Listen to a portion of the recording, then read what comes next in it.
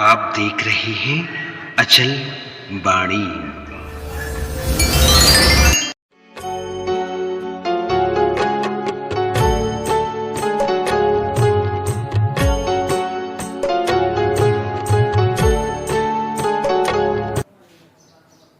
जय श्री ओम नमः सिद्धेभ्यः। जय श्री ओम नमः सिद्धेभ्यः। जय श्री ओम नमः सिद्धेभ्यः। मंगलम भगवान वीरो मंगलम गौतमो गणी मंगलम कुंद कुंदार्यो जैन धर्मोस्तु मंगलम सर्वमंगल मांगल्यम सर्वकल्याणकारिकं प्रधानं सर्वधर्माणां जैनं जयतु शासनं जैनं जयतु शासनम्। अनंतानंद परमेष्टि भगवान की जय।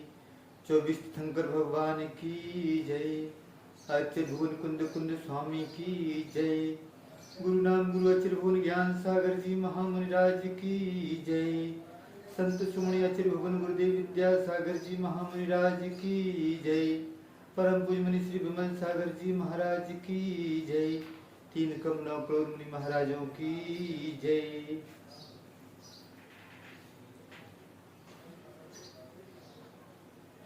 जन्म हुआ है तो मृत्यु भी आएगी।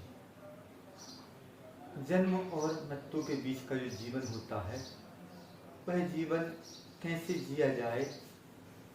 जन्म तो हर किसी का एक सा होता है, परंतु मृत्यु भिन्न भिन्न तरीके से होती है। जैसा जिस व्यक्ति ने जीवन जिया है उस व्यक्ति की मृत्यु भी वैसी ही हुआ करती है। हाइकु है, मुक्ति देती मृत्यु हमें पहले होश में आ जा। मुक्ति देती मृत्यु हमें पहले होश में आ जा। मुक्ति मिलेगी मृत्यु के साथ ही मिलेगी, मृत्यु से ही मिलेगी, परंतु कब मिलेगी? जब हमारा जीवन होश का जीवन होगा। जिस व्यक्ति का जीवन होश का है ही नहीं और वह चाहे कि मुझे मुक्ति मिल जाए तो उसको मुक्ति मिल नहीं सकती। एक व्यक्ति होता है कि जीवन तो जीता है परंतु मरे हुए के समान जीता है, प्रति पल वह मरता रहता है। तो क्या ऐसा जीवन किसी प्रकार से सार्थक है? नहीं, ऐसा जीवन सार्थक नहीं है। मृत्यु आती है, हर व्यक्ति मृत्यु से घबराता है। कौन व्यक्ति मृत्यु से घबराता है? जो व्यक्ति आसक्ति का जीवन जी रहा है वह व्यक्ति मृत्यु से घबराता है। एक बात पक्की है कि मृत्यु आनी है, आएगी, मृत्यु को कोई रोक नहीं सकता। परंतु यदि जो व्यक्ति सार्थक जीवन जीता है उसके लिए वह मृत्यु वरदान बन जाती है, और जिस व्यक्ति का जीवन अभिशाप का होता है वह मृत्यु उस व्यक्ति के लिए अभिशाप होकर उसको पतन के मार्ग पर ले जाने वाली होती है, अधोगति प्राप्त करा देती है। तो मृत्यु शत्रु नहीं मित्र है। जाग कर देखो, जो जाग कर जीवन जी रहा है उसके लिए वह मृत्यु शत्रु नहीं होकर मित्र हो जाती है। हमें अपने जीवन को यदि सार्थक बनाना है तो कैसे क्या कार्य किया जाए कि जिससे हम अपने जीवन को सार्थक बना सकें। एक व्यक्ति एक साधु महात्मा के पास पहुंचता है, बोलता है कि भगवान एक बात तो बतलाइए कि जीवन में सुख शांति का अनुभव कैसे किया जाए, जीवन में आनंद की प्राप्ति कैसे की जाए, इस मार्ग को आप हमें बतला दीजिए। वह व्यक्ति बोलता है इस बात को तो हम जब बाद में बतलाएंगे तो बाद में बतलाएंगे, अभी तो हम जो कुछ देख रहे हैं वह मैं तुम्हें बतलाना चाह रहा हूँ। भगवान क्या देख रहे हैं आप? गुरुदेव बोलते हैं कि शिष्य तुम्हारी मृत्यु 7 दिन के अंदर, 7 दिन में तुम्हारी मृत्यु हो जाएगी। वह व्यक्ति घबरा जाता है कि कहाँ तो सुख शांति का मार्ग पूछने आए थे और कहाँ हमारे लिए बाबा जी ने उलझा दिया कि 7 दिन में तुम्हारी मृत्यु हो जाएगी। वह व्यक्ति घर जाता है, सुबह से गुरु भजन में लग जाता है, उसके जीवन से सभी प्रकार के व्यसन दूर हो जाते हैं, अनीति दूर हो जाती है, अधर्म दूर हो जाता है, हिंसा दूर हो जाती है, क्रूरता समाप्त हो जाती है, करुणा के भाव जागृत हो जाते हैं। प्रत्येक समय वह बस एक ही बात, 7 दिन के अंदर 7 दिन में मृत्यु हो जाएगी।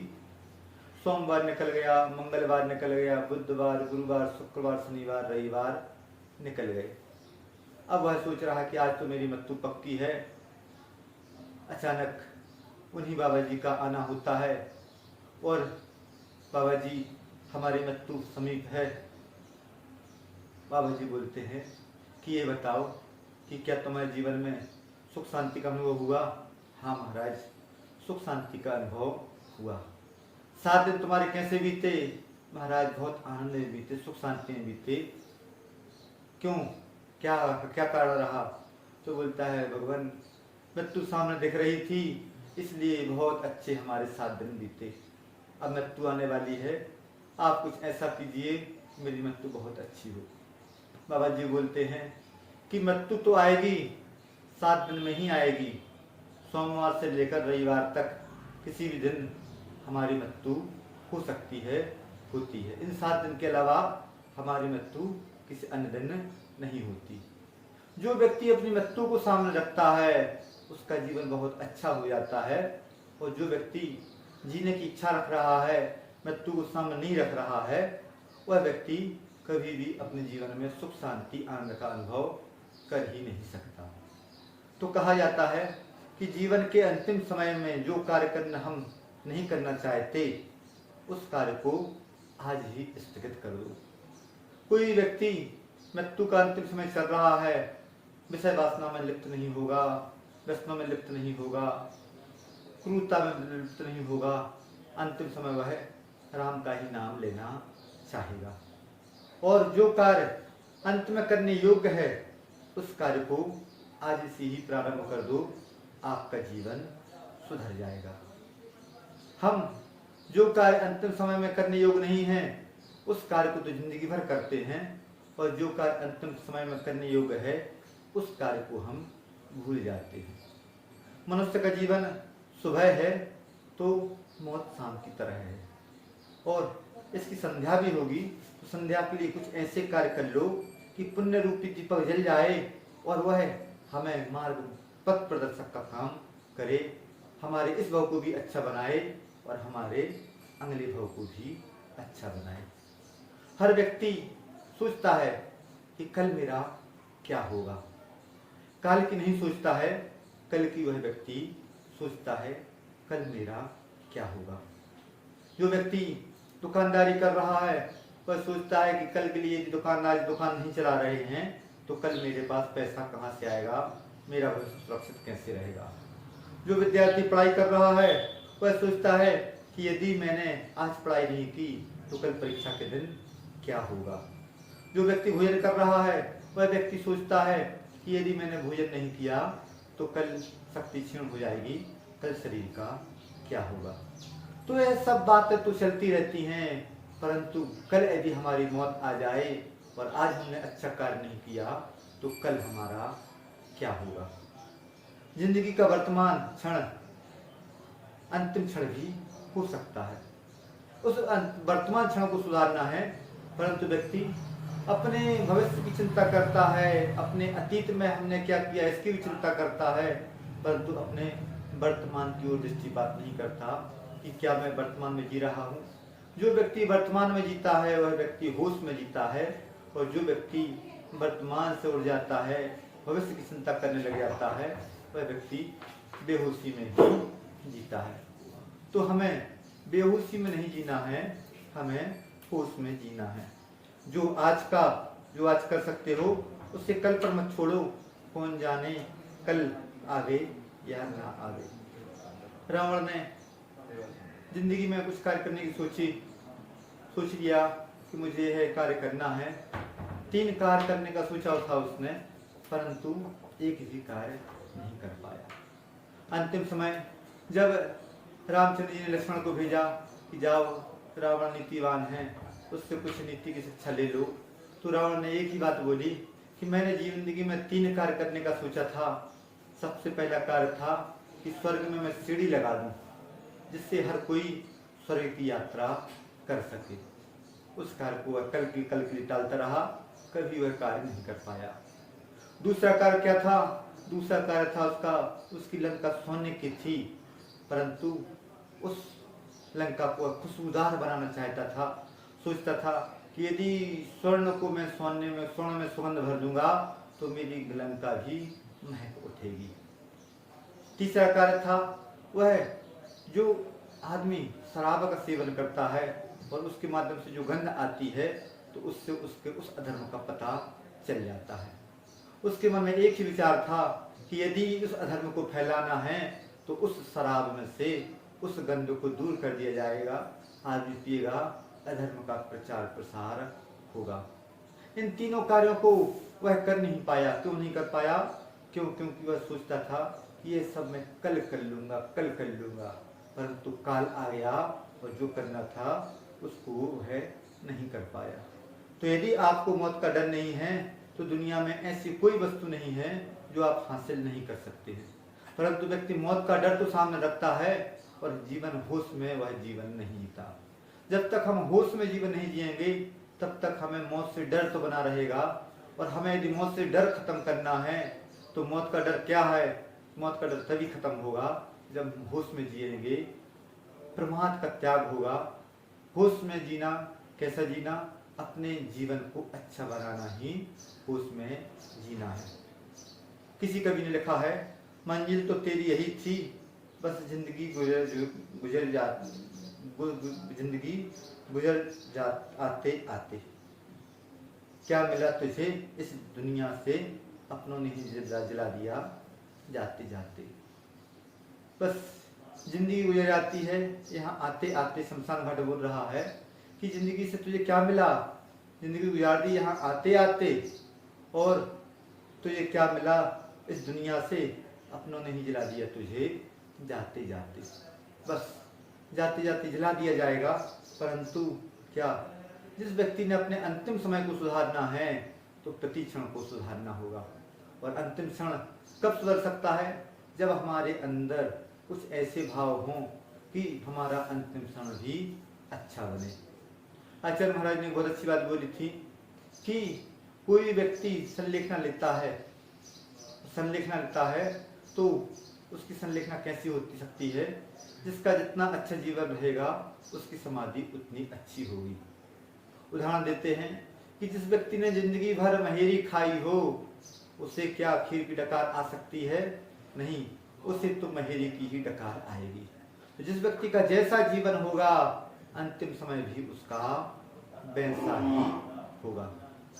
आदमी परीक्षा की तैयारी करता है साल भर, और परीक्षा 2-3 घंटे में परीक्षा देकर फ्री हो जाता है। आदमी मंजिल छोटी रहती है परंतु सफर कठिन होता है, बहुत मुश्किल से सफर तय करता है और मंजिल पर पहुंच जाता है। आदमी कोई भी काम करे, सुप्रीम कोर्ट में कोई केस लड़ रहा है, सालों केस लड़े, अंतिम आधे घंटे में फैसला सामने आ जाता है। तो व्यक्ति यदि जीवन जैसा जी रहा है और अंतिम समय में, मृत्यु के समय में उसका जीवन का ज्ञात हो जाता है कि हमें जीवन कैसा जीना है। यदि व्यक्ति वर्तमान को लक्ष्य में रखकर जीवन जी रहा है कि हमारा वर्तमान बस अच्छा रहे, बस इसके अलावा हमें किसी प्रकार की कोई चिंता है ही नहीं। जिस व्यक्ति का वर्तमान अच्छा होता है वह व्यक्ति बहुत कुछ अच्छा कर जाता है, और जो व्यक्ति भविष्य के बारे में सोचता रहता है वह व्यक्ति बहुत कुछ गलत करता चला जाता है। एक बहन डिप्रेशन का शिकार थी। चर्चा के दौरान उसके परिवार वालों ने बोला कि इस बहन की एक सहेली जिसको सफेद दाग हो गए हैं, और वह डॉक्टर के पास गई तो डॉक्टर ने कहा कि यह सफेद दाग तो किसी भी के लिए भी हो सकता है। वह सोचकर कि क्या सफेद दाग मुझे भी हो सकता है? हाँ, आपको भी सफेद दाग हो सकता है। ये सोच कर उस बहन को इतना डिप्रेशन आ गया कि लगने लगा कि वह मृत्यु के मुंह में ही जा रही है। जब उससे सवाल किया गया कि क्या तुम्हें सफ़ेद दाग हो गया? नहीं, अभी तो नहीं हुआ। तो बस जब होगा जब देखना, अभी से इतनी चिंता क्यों कर रही हो? इसी प्रकार से व्यक्ति मौत की तो चिंता करता है, मौत से डरता भी है, इसलिए जीवन भूल जाता है। जब मौत आएगी तब उस मौत का सामना किया जाएगा। उस मौत के सामना कैसे होगा? जब हम वर्तमान में अपने वर्तमान को अच्छा बना रहे हों। आज का व्यक्ति भोग की सामग्री में लिप्त है, व्यसनों में लिप्त है, जीवन का आनंद भूल चुका है। वह बाह्य वस्तु में, सुख के साधनों में सुख की कल्पना करता है और सुख की प्राप्ति नहीं होती। सुख की प्राप्ति व्यक्ति कैसे कर रहा है? काल के मुख में जा रहा है। वैसे ही कोरोना काल चल रहा है, किसके साथ क्या घट जाए पैसा काम नहीं आता। जिस व्यक्ति का पुण्य साथ में हो, उस व्यक्ति का पुण्य साथ देता है। 1 से 1 करोड़पति व्यक्ति कोरोना के काल में अपनों के लिए तरस रहे हैं कि अपने कुछ आए, और अपने उनके दाह संस्कार के लिए भी मना कर रहे हैं। तो ऐसी स्थिति किसी के साथ भी घट सकती है। पूज्य स्वामी महाराज को वैराग्य हुआ, तो वैराग्य कैसे हुआ? वैराग्य का मुख्य कारण यही रहा कि एक सांप एक मेढक को अपने मुख में पकड़े हुए है पीछे से, और मेढक एक मछली का शिकार करने का वह सोच रहा है कि मैं मछली का शिकार कर लूंगा। तो काल के मुख में वह समाया जा रहा है, परंतु फिर भी वह सोच रहा है कि मैं अपनी उदर पूर्ति इस मछली को खाकर कर लूंगा। ये सब देखकर उन पूज्य स्वामी महाराज को वैराग्य हो गया। इसी प्रकार प्रत्येक व्यक्ति काल के मुख में समा रहा है, तब हमारी अंतिम घड़ी आ जाए, परंतु नहीं, वह तो अपने उस क्षणिक सुख के लिए बेहोशी का जीवन जी रहा है। कोई व्यक्ति मद्यपान करता है, शराब पीता है, तो क्या होता है? उसके जीवन में वह बेहोशी आ जाती है, और बेहोशी को ही वह सच्चा सुख मान लेता है। सच्चा सुख इसमें नहीं है मैं तो उसे फिर मिलूंगा हंसते हुए, मुझको आता है ये हुनर अभी भी। मौत आ जाए तो उससे फिर मिल लेंगे, परंतु कब? जब हमें हुनर आए उससे हंसते हुए मिलना। व्यक्ति मौत से डर रहा है, अपने इस जीवन को भी खो रहा है, अगले जीवन को भी खो रहा है। क्यों खो रहा है? क्योंकि वह बेहोशी का जीवन जी रहा है। तो मुक्ति देती है मृत्यु हमें। पहले होश में आ जा। जो व्यक्ति मृत्यु को सामने रखता है और होश का जीवन जीता है, उस व्यक्ति को मुक्ति की प्राप्ति होती है। अन्यथा तो 84 के चक्कर में भटकते भटकते बस जन्म मरण के यही चक्कर चल रहा है। इस चक्र को छोड़ने का प्रयास नहीं कर रहा है। यदि हमें इस चक्र को छोड़ना है तो होश का जीवन जीना होगा। बेहोशी का जीवन बहुत जी लिया, होश का जीवन जीना शुरू कर दोगे तो मुक्ति आपके बाएं हाथ में है। अन्यथा तो कब से भटक रहे हैं और कब तक भटकते रहेंगे। हमें भटकना नहीं है, हमें होश में जीना है। आप सभी होश में जिए। इसी भावना के साथ अहिंसा परम धर्म की